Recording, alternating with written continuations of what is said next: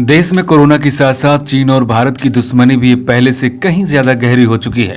भारत ने चीन को कई मोर्चों में शिकस्त देने की प्लानिंग कर चुका है। फिर चाहे देश में चीन के सीधे निवेश में पाबंदी हो या फिर रेलवे का चीनी कंपनी का टेंडर रद्द करना हो, भारत के 20 जवानों की मौत के बाद भारत ने अब सख्त रुख अख्तियार कर लिया है।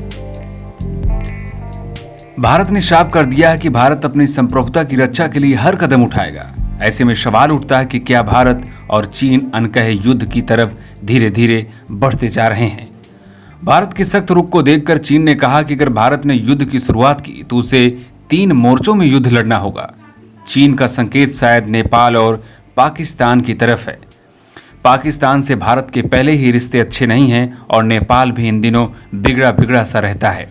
यानी चीन भारत को डराना चाहता है कि अगर उसने युद्ध की शुरुआत की तो उसे पाकिस्तान और चीन से भी युद्ध लड़ना होगा।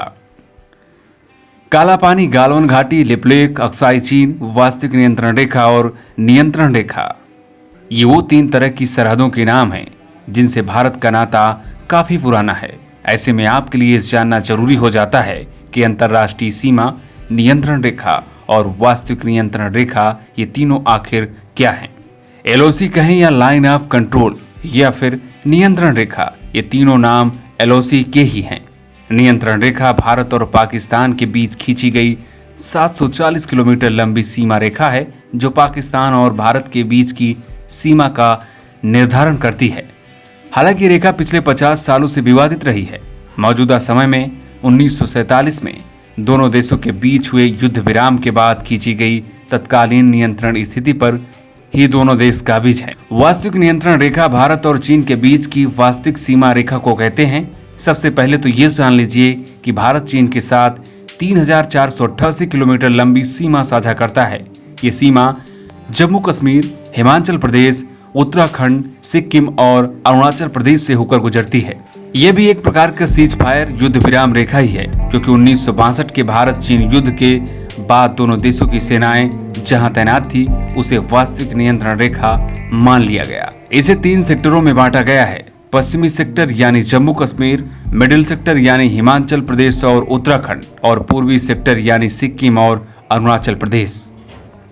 हालांकि भारत और चीन के बीच पूरी तरह से सीमांकन नहीं हुआ, क्योंकि कई इलाके ऐसे हैं जिनमें सीमा विवाद अभी भी है। भारत पश्चिम सेक्टर में अक्साई चीन पर अपना दावा करता है, जो फिलहाल चीन के नियंत्रण में है।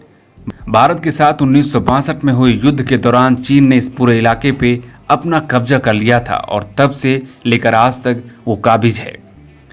अंतर्राष्ट्रीय सीमा 2 देशों के बीच की उस सीमा को कहा जाता है जिसको लेकर उन दोनों देशों के बीच पूरी तरह से कोई विवाद न हो और इसमें पूरी दुनिया की भी सहमति हो।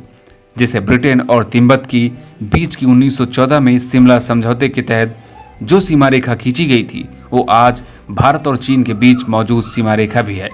जबकि अगस्त 1947 में भारत और पाकिस्तान के बीच खींची गई अंतर्राष्ट्रीय सीमा रेखा को रेड लिफ्ट लाइन के नाम से जाना जाता है, क्योंकि यहाँ लगातार विवाद होता रहता है।